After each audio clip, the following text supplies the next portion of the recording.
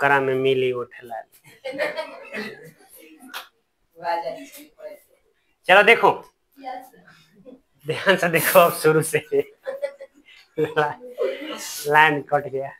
अब देखो यहाँ पर क्या है, इतिहास के बारे में आप सभी लोग जानते हैं कि इतिहास किसे कहते हैं। अतीत के अध्ययन को क्या कहते हैं, इतिहास कहते हैं, जिसमें बीती हुई घटनाओं के बारे में चर्चा किया हुआ रहता है। आखिरकार इतिहास के पिता किसे कहते हैं, हेरोडोटस को इतिहास का क्या कहते हैं, पिता कहते हैं। याद रखिएगा, इतिहास के पिता किसे कहिएगा, हेरोडोटस को। इतिहास का क्या कहेंगे, पिता कहेंगे। इतिहास को कितने भागों में बांटा गया है, 3 भागों में बांटा गया है। कौन कौन, तो याद रखिएगा, प्राग ऐतिहासिक काल, आदि ऐतिहासिक काल और ऐतिहासिक काल। याद रखिएगा, इतिहास को कितने काल भागों में बांटा गया है, 3 भागों में। प्राग ऐतिहासिक काल को पाषाण सभ्यता कहा जाता था। इसमें जो है न लिखित साक्ष्य था, न कोई जब लिखा हुआ नहीं था तो पढ़ा कहां से जाएगा। उसके बाद आदि ऐतिहासिक काल को काश युगीन सभ्यता कहा जाता था। इसमें जो लिखा हुआ साक्ष्य था लेकिन पढ़ा नहीं गया।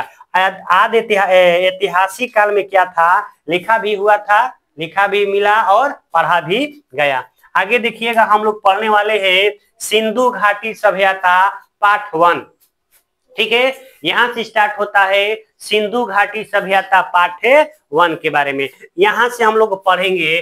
तो सबसे पहले जान लेते हैं कि सिंधु घाटी सभ्यता के बारे में सबसे पहले जानकारी चार्ल्स मेनन ने 1826 ईस्वी में दी थी।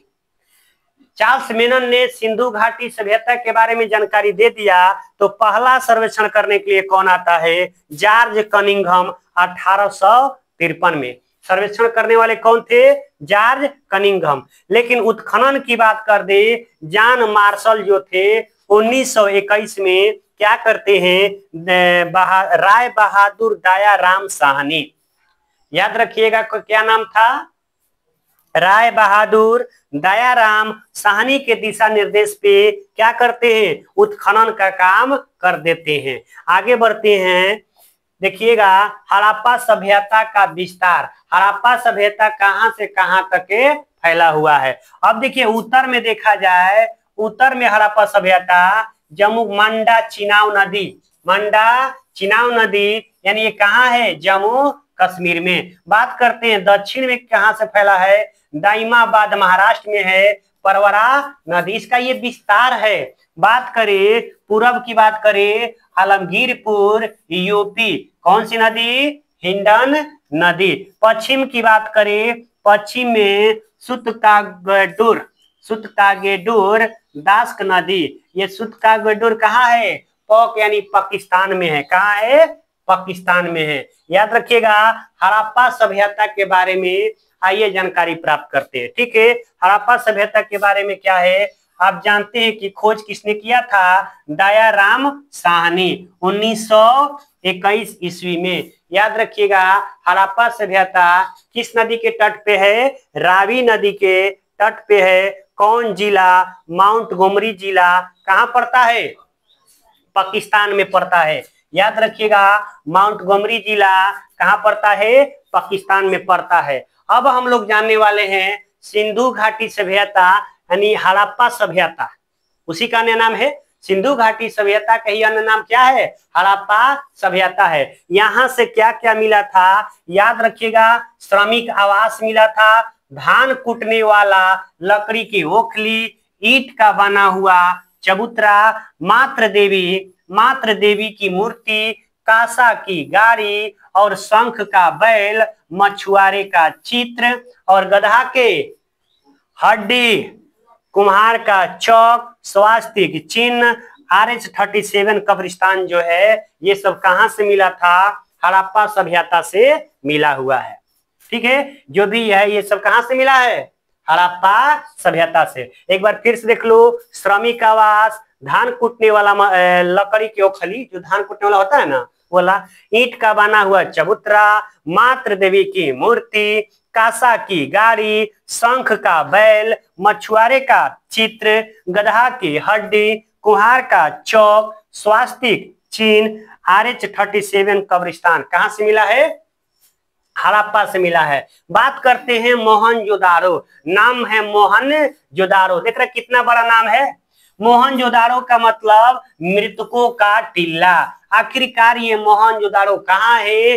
पाकिस्तान में है, सिंधु नदी के तट पे। कहाँ है मोहनजोदारो? पाकिस्तान में सिंधु नदी के तट पे। मोहनजोदारो सबसे बड़ा शहर था। सिंधु का बेटा, सिंधु का सभ्यता का सबसे बड़ा नगर कौन सा हो गया? मोहनजोदारो शहर। यहाँ से क्या क्या वस्तुएं प्राप्त हुआ है याद रखिएगा। उसमें जो था हड़प्पा में क्या था? श्रमिक आवास था, इसमें पुरोहित आवास है, इसमें विशाल स्नानागार है, सूती वस्त्र का प्रमाण है, विशाल अनानागार है, कांसे की नर्तकी, पशुपति शिव, कपास का प्रमाण कहां से मिला है? मोहनजोदारो से प्राप्त हुआ है। ठीक है, बात करते हैं लोथल। किसकी बात करते हैं? लोथल की बात करते हैं। लोथल कहाँ है? गुजरात में अहमदाबाद भोगवा नदी के किनारे। याद रखिएगा इसकी खुदाई किसने की थी?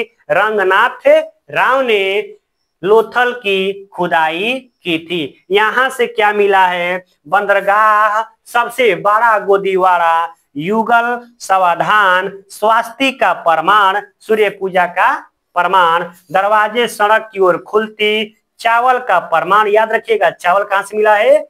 लोथल से मिला है। दांत, हाथी के दांत कहां से मिला है? लोथल से प्राप्त हुआ है। तो हम लोग इसके आज क्या पढ़े? हड़प्पा के बारे में जाने, हड़प्पा से क्या क्या मिला है। उसके बाद हम लोग मोहनजोदारो से पढ़े क्या क्या मिला है, लोथल से पढ़े क्या क्या मिला है। ठीक ना?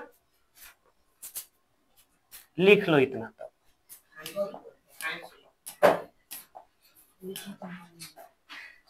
लिख लो जितना लिखना चाहते हो लिख लो, जितना लिखाएगा उतना लिख लो, वेरी फास्ट।